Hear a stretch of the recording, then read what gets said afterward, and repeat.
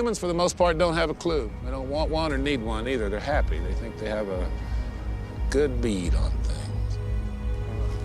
But why the big secret? People are smart. They can handle it. A person is smart. People are dumb, panicky, dangerous animals, and you know it. 1,500 years ago, everybody knew the Earth was the center of the universe. 500 years ago, everybody knew the Earth was flat. And 15 minutes ago, you knew that people were alone on this planet. Imagine what you know tomorrow.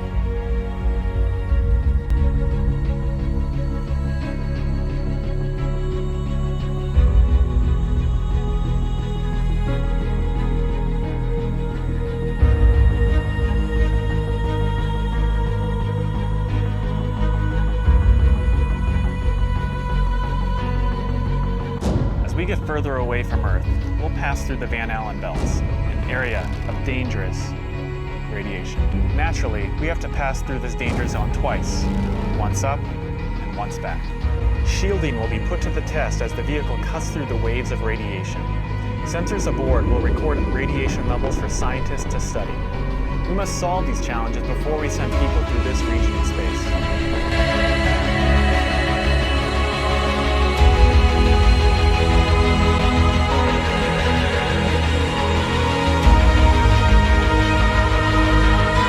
But the only problem I had with this picture is that it's taken from the moon.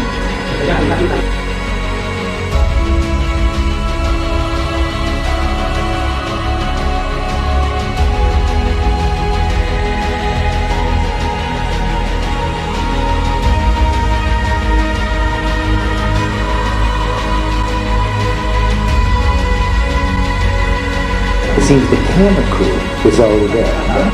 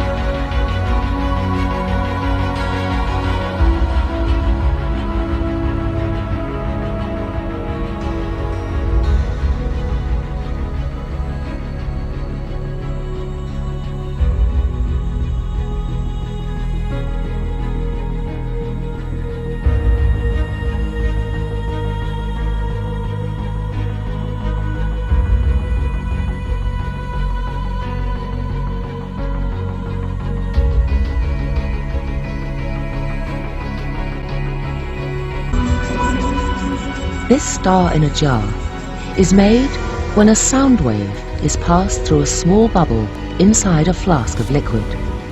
And this sound wave makes the bubble do something remarkable. First it expands, then it collapses. And this collapse happens so violently that vapor molecules trapped inside the bubble slam together and heat up so much that the bubble gives off an incredible burst of heat and light, several thousand times a second, giving the appearance of a star.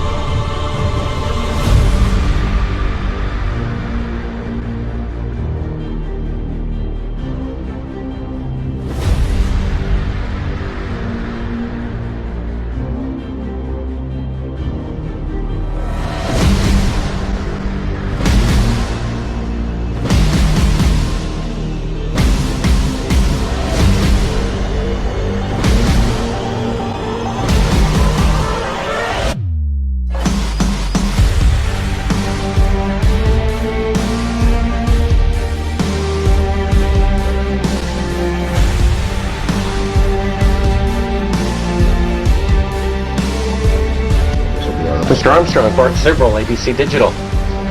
Wanted to give you the opportunity to swear in the Bible that you walked on the moon.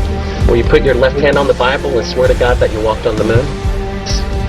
If you really walked on the moon, why would you not do that? Swear to, why not? Why won't you do it?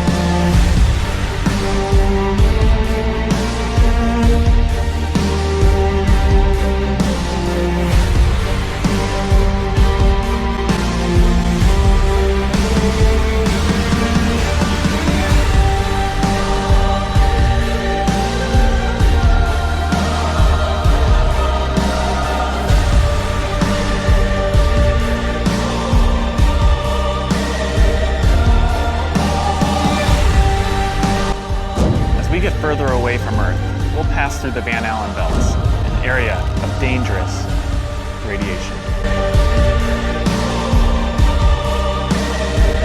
I just want to stand on top of the wall and piss off the edge of the world.